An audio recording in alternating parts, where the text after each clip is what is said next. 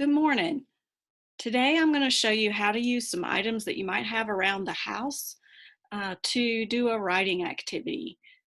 For the writing activity, we're going to work on capitalization, spacing, punctuation.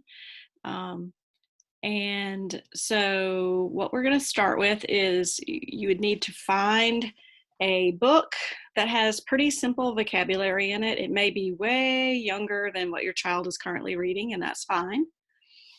You're going to need either some type of paper to write on, regular paper, or you're going to need something like the graph paper that some of the teachers have been sending home for different assignments. Something to write with. That's the last thing we're going to need. So we're going to start by looking at the book and creating a word bank. A word bank is a great way to work on sentence writing for children who have a hard time with that. So I'm going to turn my camera view so that it shows the paper. I'm going to move my paper a little closer. I might have to play with this for a minute. And I'm going to probably get something to put behind it. See if that helps a little bit.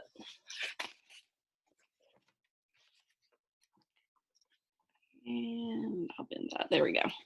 So usually what I do is I remind kids that there are 4 things that we need to work on with sentence writing. And I'm going to draw the chart at the top because I went out yesterday and I forgot mine in my office. And you may not have one at your house either.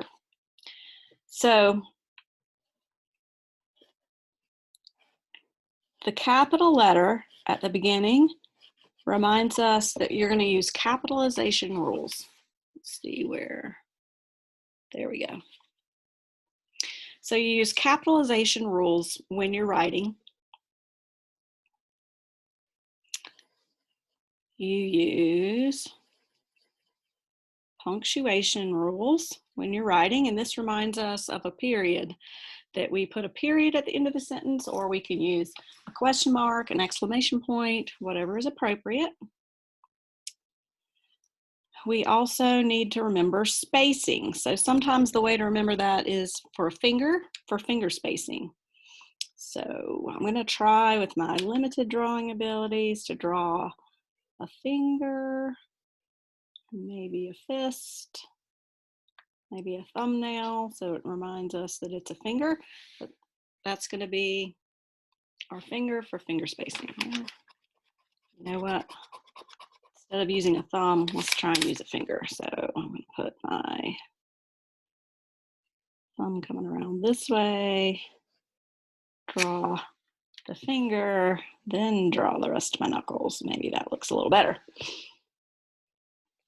So I have a finger for finger spacing. And then the other thing that we need to remember to do after we write is we're going to do a light bulb. If you've ever watched a cartoon, a light bulb used to be the way that they would indicate that a cartoon character has an idea. And so after we have read our sentence, made sure that we have capitalization, punctuation, and spacing, we're going to reread it and make sure we didn't leave out any words and that our sentence expresses the idea that we want to express. So let's pick a sentence from our book. And so this is brown bear, what do you see? The bear is going to say, I see a red bird looking at me. I see a red bird looking at me. So we're going to put all of the words in that sentence in a word bank. We're going to mix them up. And I'll explain why it's called a word bank here in a second.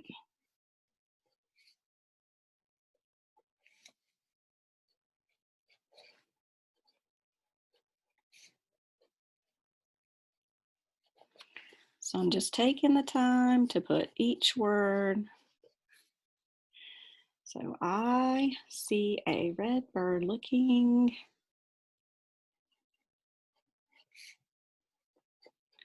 So we have all the words up here and they're mixed up. Then we're going to put a rectangle around it.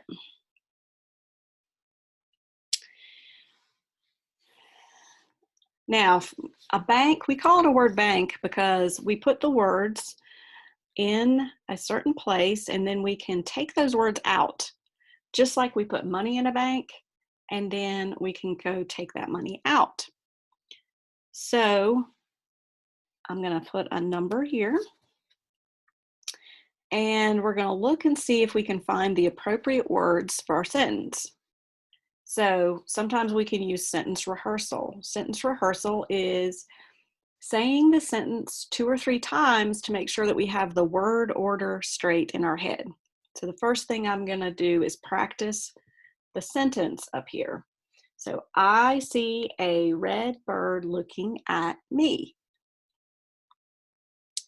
I see a red bird looking at me. I see a red bird looking at me. So now we're going to try it and let the child practice the sentence on their own and see if they can say the sentence, I see a red bird looking at me. Now I'm doing this with my fingers because then we can count.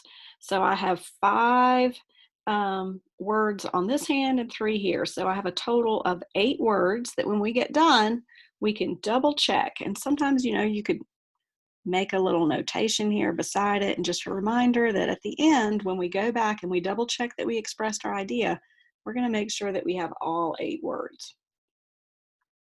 So then what we would do is prompt the child, what's the first word that we need in our sentence? I see a red bird looking at me. And if they can tell me I, then you let them go ahead and write that word. Encourage them to get a finger to finger space. I see. Which of these words starts with the S sound? If they can't recognize the word. If they can find an S, Sammy Snakes. I see. Then they're going to move their finger space. I see a. Can we find the A? Here it is. Finger space. Red. Which of these words starts with the Robbie Robot sound? Here it is, red. I see a red bird. Bird. Which of these words starts with the b sound? Bird.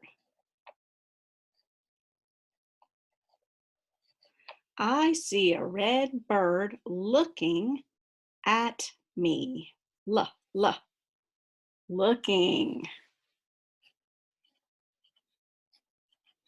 And I'm working on copying that word from up above and making sure that I get all of the letters correctly down beneath.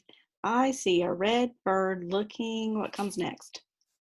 At. Finger space. Me. Okay, so after we've written the sentence, we're going to look back and double check. Did we use a capital letter at the beginning of the sentence? Yep. Did we put punctuation at the end of the sentence? Uh-oh, we forgot. That's a good reminder. Let's put that punctuation. Did we use finger spacing? Yep, we did a great job. Let's reread the sentence and make sure we express the whole idea. I see a red bird looking at me. Let's count. 1, 2, 3, 4, 5, 6, 7, 8. We got all 8 letters. Great job. Now, when you're doing writing, if you're having trouble keeping your letters sized and placed correctly, you can do the same thing with the graph paper. And the way that you would do the graph paper is maybe you would put the number here and you would start with the I, then you're going to leave a square blank. and then move the finger over. This helps with size, spacing, and placement of the words on the paper. So hopefully that is readable. You can see that pretty well. So that's how you use graph paper for that type of activity. All right, I hope that showed you how you can help your child learn how to do sentence writing with some cues and some simple materials that you have around the house.